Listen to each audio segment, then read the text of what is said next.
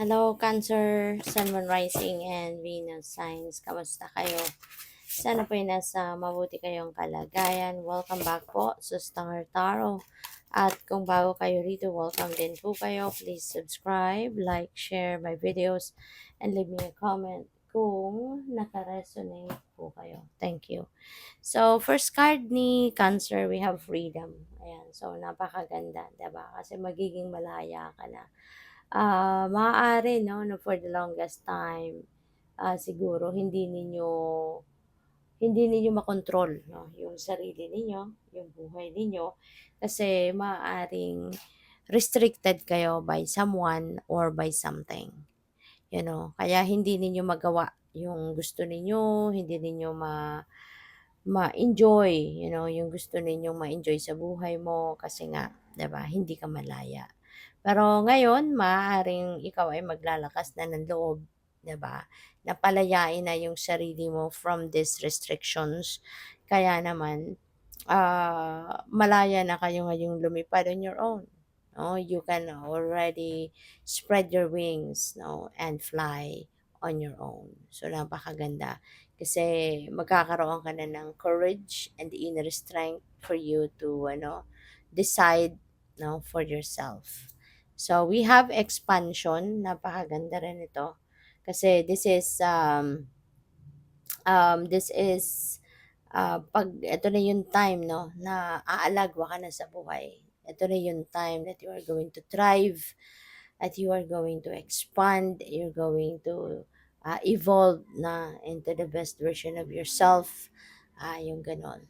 Kasi yung expansion na to, hindi lang ito about sa pera, hindi lang ito about sa negosyo mo, hindi lang ito about sa learnings mo, sa pag-aaral, but is also in general life. Mag-i-improve na ang inyong mga sitwasyon.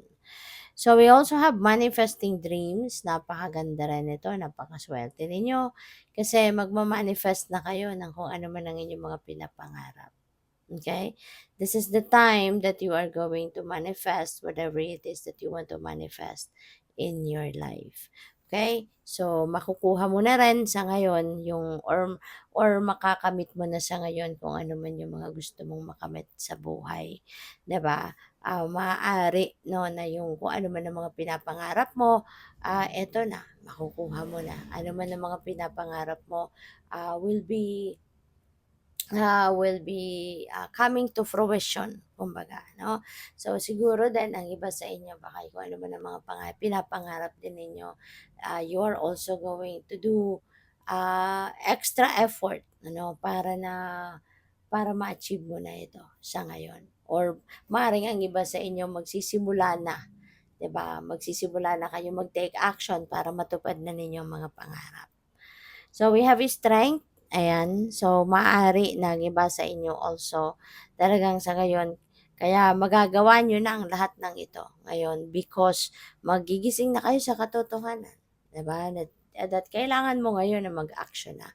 Magigising na kayo sa katotohanan na kailangan inyong tibayan ng inyong loob, kailangan ninyo na magpakatatag, magpakatibay kayo para na makamit nyo na lahat ng ito. 'Di ba? So, yun. So, tignan natin ano pa ang ganap. By the way, maraming salamat for subscribing. And if you haven't subscribed yet, subscribe na kayo. And also, maraming salamat din for not skipping the ads. Malaking bagay po yan sa akin. And also, please click the join button sa baba ng video. Kung gusto po ninyo na mag-join kayo sa membership. So, we have autumn, release the old and rest. Okay? So, it's also about time now for you to release the old. It's also about time now for you to rest. It's also about time now for you to let go, no, of old energies, let go of stale energies, let go of anything and everything that doesn't serve your best interest anymore. Okay? So, shapeshifter, transform and unveil your gifts. Ayan. So, maaari din kasi, no, na talagang kasi meron kayong freedom, meron na kayong expansion. So, this is really the time, no, that you're going to transform your life. You're going to transform yourself into, mas mabuti, mas magandang ah, pamumuhay, yung gano'n. Mas maayos na kayo sa ngayon, 'di ba? Yung buhay ninyo, yung pagpapatakbo ninyo ng buhay ninyo, yung gano'n. So, there is going to be a beautiful transformation in your life. At sa ngayon, maaaring dahil i-unveil nyo na, i-unleash nyo na din yung mga spiritual gifts ninyo. Maaaring ito yung magiging kapital ninyo sa pagbabagong ito na gagawin mo sa buhay mo. Maaaring yung mga spiritual gifts na to, ito yung magiging daan, 'di ba? Para sa pagbabago, ng inyong sitwasyon sa buhay.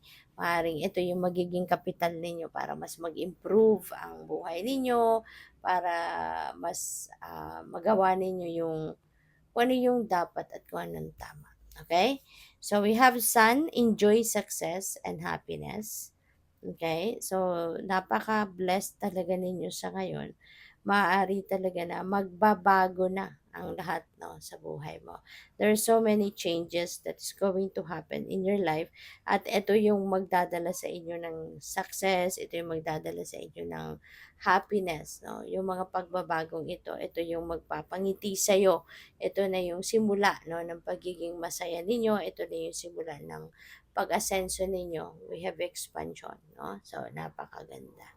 So, what else? We have make plans and focus. Ayan. Kasi nga, lalo-lalo na, no? If you are going to manifest, diba, your dreams, if you are going to manifest whatever it is that you want to manifest in your life, kailangan mong pagplanuhan ito. Hindi uubra or hindi po pwede na basta ka lang, 'di ba? Basta ka lang tatalon sa isang bagay or sa isang sitwasyon dahil naisip mo lang. You really need to make plans. Kailangan pagplanuhan, kailangan ilagay mo diyan yung focus mo, kailangan ilagay mo diyan yung aside from that focus, yung ano mo, yung effort, no? Ilagay mo diyan yung effort and energy mo para na talagang yan ay mapagtagumpayan mo. Kasi minsan, 'di ba, kung basta-basta lang tayong tumatalon into something, diyan pa tayo nag-a-adjust. During the journey, diyan pa tayo nangangapa, 'di ba? So, mas magandang before you jump into something, planado mo na to. Kasi para maging systematic na ang takbo nito. Just in case merong mga bagay na kailangan kang i-adjust, so it will be easier for you to do it. So, we have traveler, moving new direction. So, siguro meron ditong travel na magaganap para sa iba sa inyo. For whatever reason, this could be travel na pasyal, maaaring relocation nito, maglilipat ng bahay, maaaring magtatrabaho na kayo abroad or other parts of the country na malayo sa bahay ninyo, or po pwedeng migration nga ito for some of you. No? So, depende sa inyong sitwasyon. But definitely, there is really going to be some changes in your life that is happening, no? Soon. So, good luck. Thank you for watching. Love and light. Namaste.